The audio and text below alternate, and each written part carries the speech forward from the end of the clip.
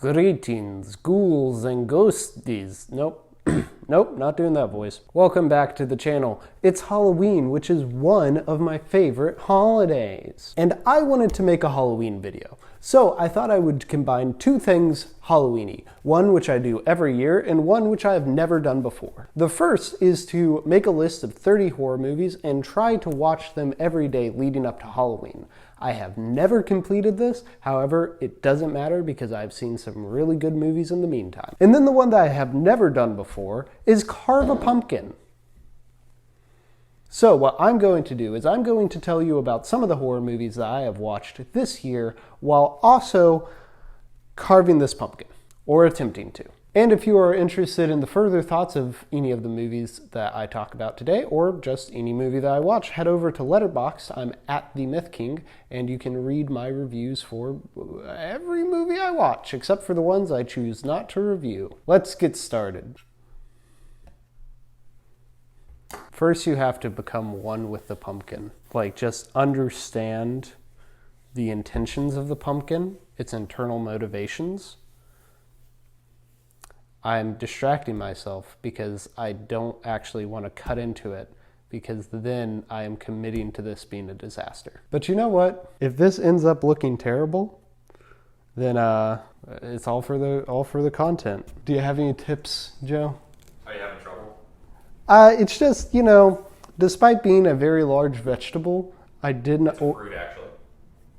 They grow above ground. You can go to your room. Okay. But no, it's much thicker than I thought it would be. Yes. Oh no. I was like, I'll talk about one movie while I cut the top, then one while I scoop out, then one while I do the eyes. Like, I was trying to plan it out. But what I'm coming to realize is that, like, I'm not going to be able to concentrate while doing this. Have you ever carved a pumpkin? Probably. I feel like that's a normal thing to do. I don't think a normal thing to do is to carve a pumpkin for the first time in your 20s and then decide to put it on YouTube. What even was the first movie I watched this year? Oh yeah, Dr. Cyclops. So I watched Dr. Cyclops because I was trying to get some older movies on the list. And it's an older movie. It's actually the first sci-fi movie in Technicolor. And I like Cyclopses. So I was like, oh, that's a name. I don't expect it to really tie into much. And I love this movie. It is about a scientist in the Amazon who gets a bunch of other scientists to come so they can fact check his work. But he won't tell them what his work is. He's just very vague about fact checking it. And then he's like, okay, y'all can go now. And they're like, but we came all this way down. And like, we kind of want to know what you're doing. And he's like, no, you don't. And they're like, but we do. And so he's like, okay, I'll show you in the most hands-on way possible. What this scientist is doing is he is shrinking things down to minuscule size. So, you know, mostly animals, but then he shrinks the people. And it becomes this thing where it's like a bunch of tiny people, and the effects are fairly impressive, against this big guy. And it's basically these two biologists going back and forth and telling each other, size matters. It's really funny. But they do actually reference the myth of Polyphemus. They talk about how this is, you know, them being shrunk down is like Odysseus being in Polyphemus's cave and trapped in. So I got some of my Greek mythology love in there. Mad scientists are really fun. Like, there is just something so fun about science, but evil. Oh, it's coming up. It's coming up. Ha ha. I have defeated the foe. Now I don't know what to do. Like, he doesn't give a good reason why he's shrinking people, other than he can be in charge if everyone else is shrunk. But I don't know if that means he's gonna shrink everyone on the planet, or if that just means he's gonna shrink people who he wants to shrink and then, like, blackmail the rest. It's definitely not a perfect circle, but it will do. Anyway, it's silly and I liked it. Ugh! Let's move on and start getting these guts out of the pumpkin. So the second film I watched also ended up being a science horror movie, and that was The Asphyx, which is a little gothic-y, or at least it wants to be. And it is about, I don't know if he's actually a scientist or if he's just a rich guy playing at being a scientist. And he's like, photography can capture the asphyx of someone, which is the spirit of death. And so he finds out a way to trap someone's asphyx to stop them from dying. It's all right. It has some good ideas at the core, but it definitely has some 70s just goofiness that's a little harder to get past. It's best when it is examining like the hubris of someone. However, it also wants to kind of have spectacle of horror. And so there are just a few parts where they have to make decisions to suit that spectacle that make absolutely no sense in real life. So both of those are fairly silly horror, and I don't really get scared by horror much. But I do appreciate the feeling of tension, and at least the idea that I could get scared by a horror movie. And the next movie I watched did that, and that was Midsommar from last year. It's actually called Midsummer, but it's fun to mispronounce words. I'm really just moving the knife around. I don't know what I'm doing, y'all. Midsommar is pretty legit. Its central horror is less about, like, what's the specifics of what's going on in the plot, and more about, like, indoctrination. And like the horror of community and empathy, which is really interesting. The plot is about this woman whose sister has recently died. And so to kind of help cope with this, her boyfriend invites her to go along with his buddies on a trip to Sweden where they're going to be studying, they're all anthropology, so they're going to be studying some customs of this Swedish commune. And when they get there, the commune, there's some sketchy things going on. We'll say that. Turns out a cheese grater is pretty good for getting out, carving up the insides. So after Midsommar, I'm like, I want some good old gothic horror. And the Ace Fix kind of had some gothic aesthetic, but it wasn't quite gothic enough. So I decided to watch Picnic at Hanging Rock. Peter Weir directed it, and it's based on the Australian classic novel by the same name. And it's basically about a all-girls school in Australia who one day go to Hanging Rock, and 4 of the girls mysteriously disappear. The first half is that trip and the disappearance, and then the second half is kind of the fallout from that. In a lot of ways, it wouldn't really be considered a horror movie. It's a much more domestic situation, but there is definitely a ethereal feel to the first half. And then you get to the second half, and it's like, this is a ghost story. Not a ghost story where the ghosts pop up out of nowhere, but a ghost story in the sense that, like, these people are haunted by this disappearance. I'd be very curious to read the book after this. Then me and my friends had a movie marathon. We do this sometimes. We'll pick a series of movies or movies that are in some way connected, and we'll watch through all of them. This particular movie marathon we decided was going to be called the Not So Spooky-A-Thon. We actually meant to do this last year and didn't have time. But it is 3 movies from a slasher franchise that are supposed to be just kind of goofy fun. They're not really scary, they're just silly in their own way. Now 2 of these I had already seen before, so I couldn't count them for my 30 Days of Halloween list. Those were Freddy's Dead, The Final Nightmare, and Jason X. But the one that I did count was the last one, which was Freddy vs. Jason. Now, I'm not a huge slasher fan, not a huge Friday the 13th fan. I do have fun with Nightmare on Elm Street. But watching this was like, I equate it to watching a wrestling match. As long as it has like enough performance and like kind of charisma to it, and as long as, there's not too much plot getting in the way, I can enjoy seeing 2 superpowered people hit each other. And yeah, it certainly wasn't amazing. There were definitely some problems with it, but I did get 2 people hitting each other. I think it prevailed because of very low expectations. Because my roommate gave me a crash course before I did this, I know that I should get the sides as like carved out as possible, because then you get maximum glow. So let's talk about cockroaches. The next movie I watched is a movie called Mimic. This is Guillermo del Toro. I believe it was his 2nd film. Guillermo del Toro, of course, is no stranger to the horror genre. Even in, movies that aren't necessarily horror movies, like Pan's Labyrinth, for example, he still uses some horror tropes and stuff. However, he's also very wholesome in his horror. And usually, his monsters are just, they're monstrous, sure, like in Pan's Labyrinth. But a lot of times also, they're very human.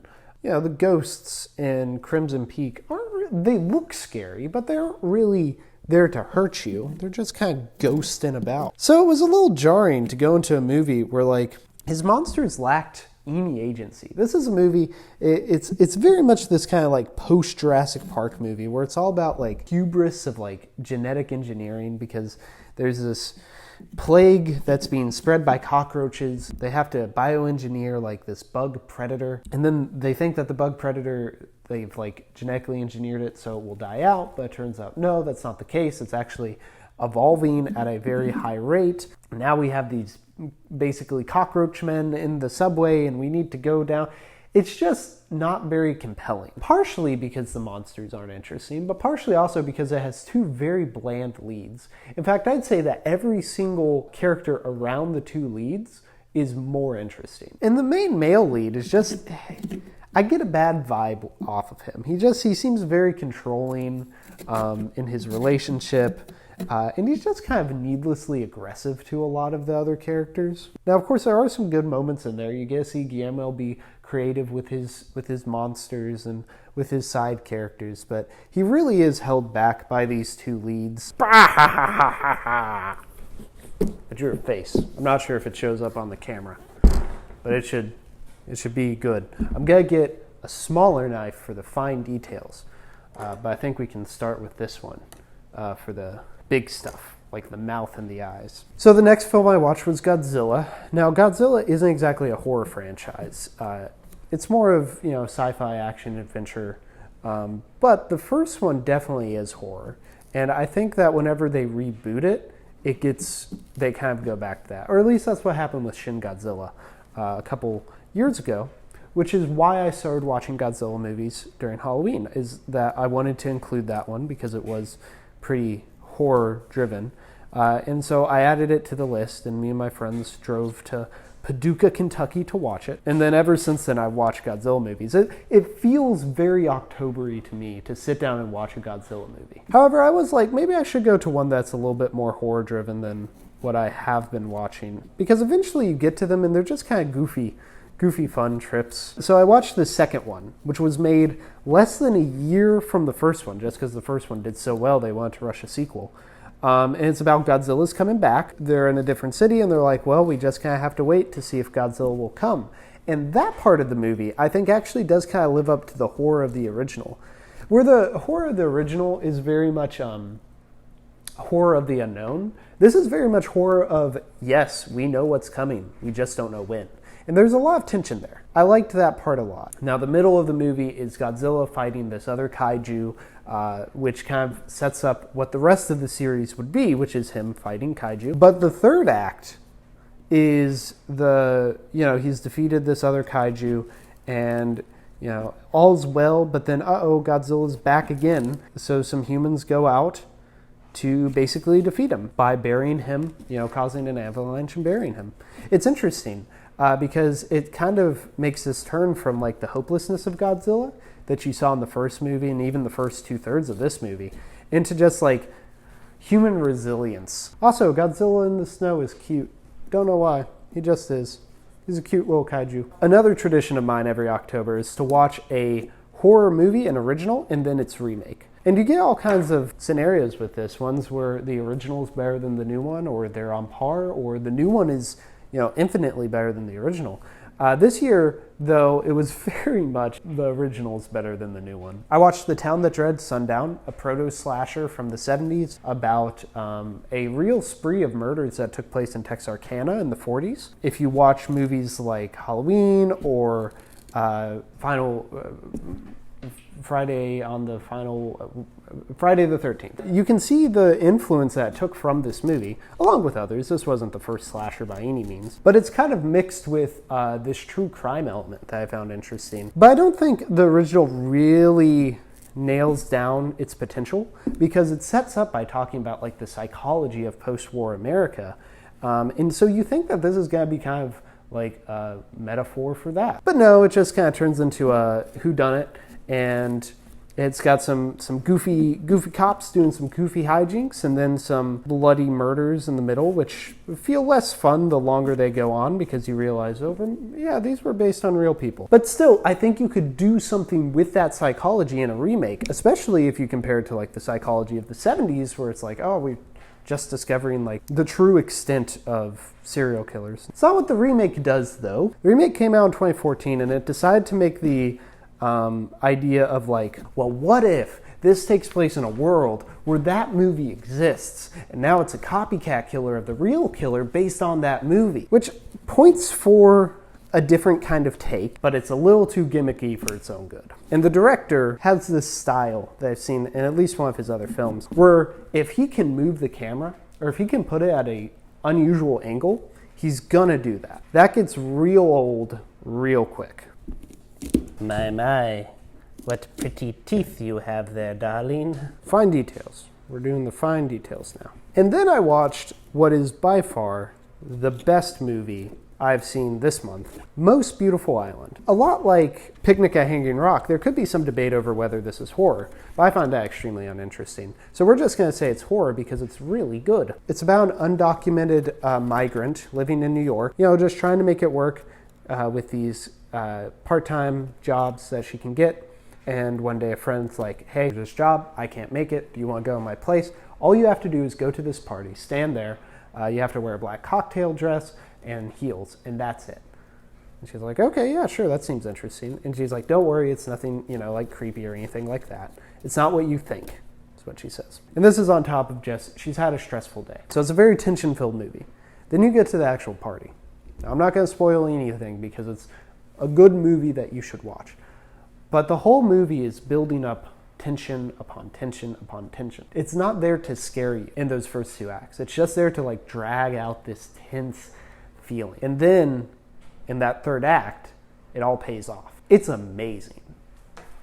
Let me get that smaller knife. So, some people they don't like horror, which I get. But if you can even deal with a thriller, then I would check out Most Beautiful Island. And don't go into it having read anything. It really is a movie that's made better the least you know. I knew nothing about it, which really helps, except for that the director also stars in it. Now, I will say there's a scene pretty early on involving bugs. If bugs or spiders creep you out, maybe don't watch it. Maybe don't watch it. Maybe give it a pass. But it is a good movie. Which brings us up to the present. I'm filming this a week before Halloween, so I'm sure I'll have watched a few more horror movies since then. But leading up to this video, I kind of looked at the list and I'm like, what do I think could add a lot to this video, content-wise? What would be interesting to talk about? And so I looked at all the options and I was like, Jack Nicholson is a werewolf. That's the movie I should prioritize. So I watched Mike Nichols', I believe it came out in 1994, movie